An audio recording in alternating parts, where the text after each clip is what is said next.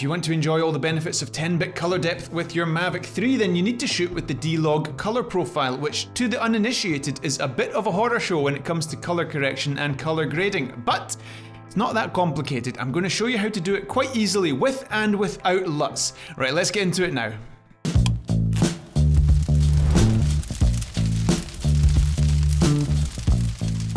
Stewart here, pleasure to talk to you as always. Right, we're talking about the Mavic 3, which means we've got our big boy pants on today. We're playing with the grown-ups.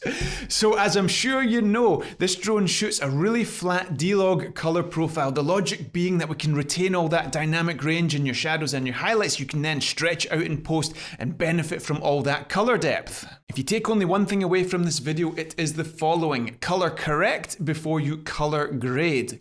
With color correction, we're talking about white balance adjustments, saturation adjustments, and contrast adjustments. That then gives us the baseline upon which we can build our grade, so the stylized look, going for a kind of blockbuster look or vintage look or whatever the case may be. Well, in the case of this shot, the image is so lacking in contrast that it's really hard to see what's going on. So we need some objective measure of contrast so we can see a before and after. We can understand what the adjustments are that we've made. This is precisely why we have our waveform displayed. 100 is white and 0 is black. Now, as you can see, everything is jammed in the middle here, shades of grey essentially. The luminance is all concentrated around 25 to 50. We need to stretch that out.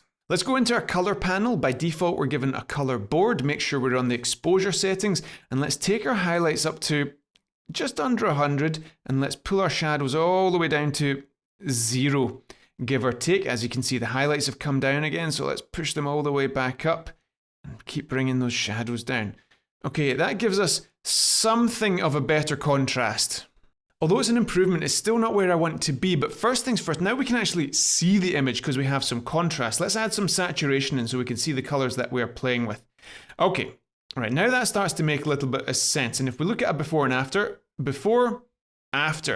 great. It's a starting point. And as you can see, look at the waveform on the left there. Look at the way it jumps. Before, after, complete transformation. Although this image is better, I'm still not happy with it. I think it lacks contrast. Now, how can that be? We've stretched our whites up to 100, give or take, and we've pulled our blacks all the way down to 0, give or take. What can we do? Let's make a curves adjustment.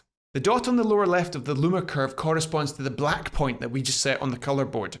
The dot on the upper right of the luma curve corresponds to the white point that we just set on the color board. The beauty of the curves adjustment is we can alter the image's contrast within the predefined range of black and white that we just set previously. Easier if I demonstrate. When I grab the curve in the middle and make an adjustment, watch the waveform there. Look at it all slide up and down, but the black and white points that we set previously do not change. And this is the beauty of the curves adjustment. Let me pull this down because this is ultimately what I want to do. I want to add contrast within the predefined black and white points that were already set. To finalize our contrast adjustment, I'm going to go back into the color board and just nudge those highlights up even more because we do have some whites in this image, the clouds, and I think we can just get them a little bit closer to 100. There we go.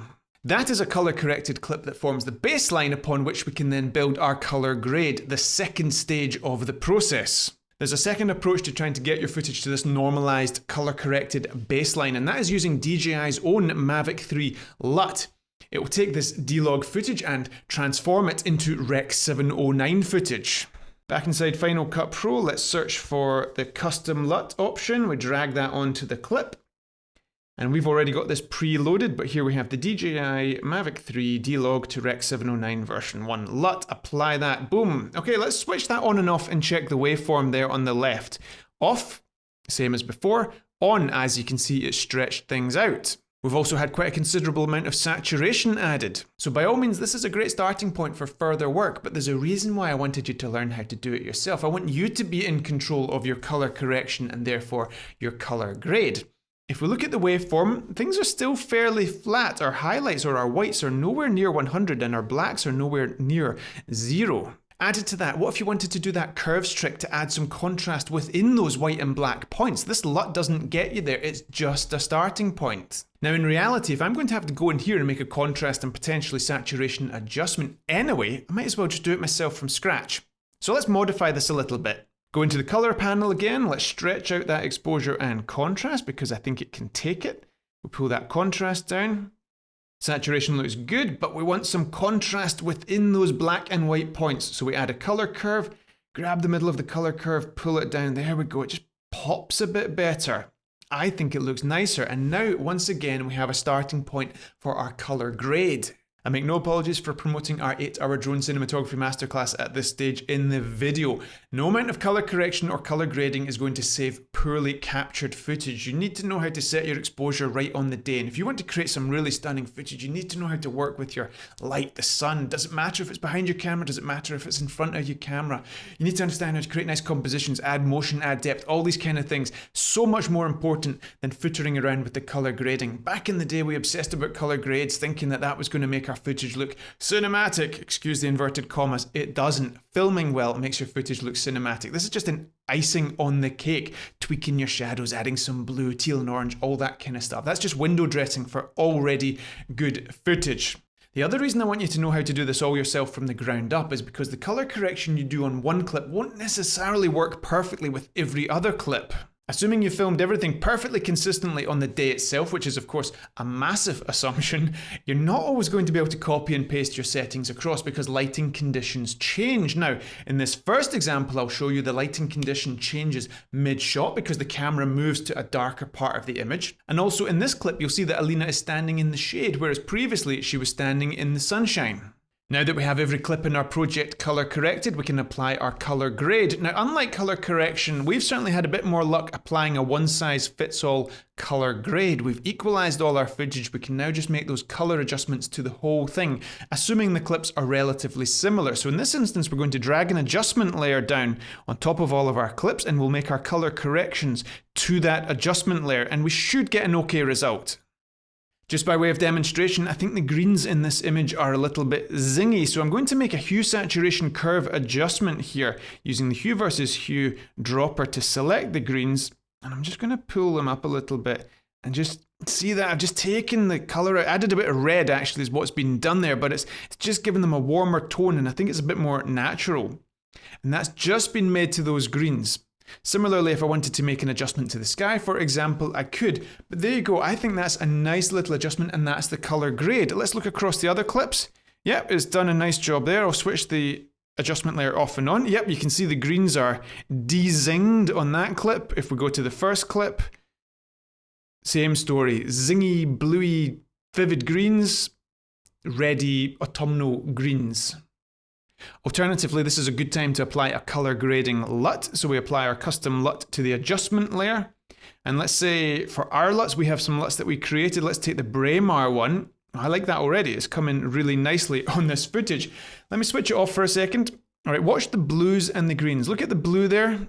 It's kind of desaturated, a little bit of teal kind of added to it. It's got a kind of silvery touch. And if you look at the greens, it's had that de-zing effect applied. A little bit of a washout on the shadows as well for a slightly vintagey look, and bish bash bosh, we are done. Our LUTs are purely grading LUTs. You will not find contrast, saturation or white balance adjustments in those LUTs, just color adjustments. It's the icing on the cake on already good footage that's been color corrected to a normalized level. The vast amount of LUTs that I've ever seen promoted include all kinds of contrast and saturation adjustments in addition to those cool color adjustments. And to be honest with you, that just simply doesn't work because the creator of that LUT has no idea what exposure you shot your footage on, has no idea what color correction you may or may not make in post-production before applying that LUT, especially if you're trying to equalize or level out or balance different clips from different sources and all that kind of stuff. You need to be the one who sets your baseline in terms of color correction, and then you can apply the grade.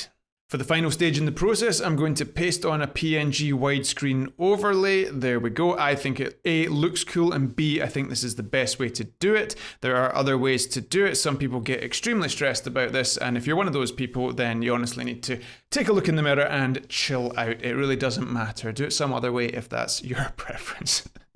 Just don't give me grief for it. This works. That, folks, is how you color correct and color grade footage from any camera, not just your Mavic 3. And if you take this approach, you'll be able to balance out footage from different sources, a ground camera, an iPhone, and your drone, and make it all look seamless and perfect and work together.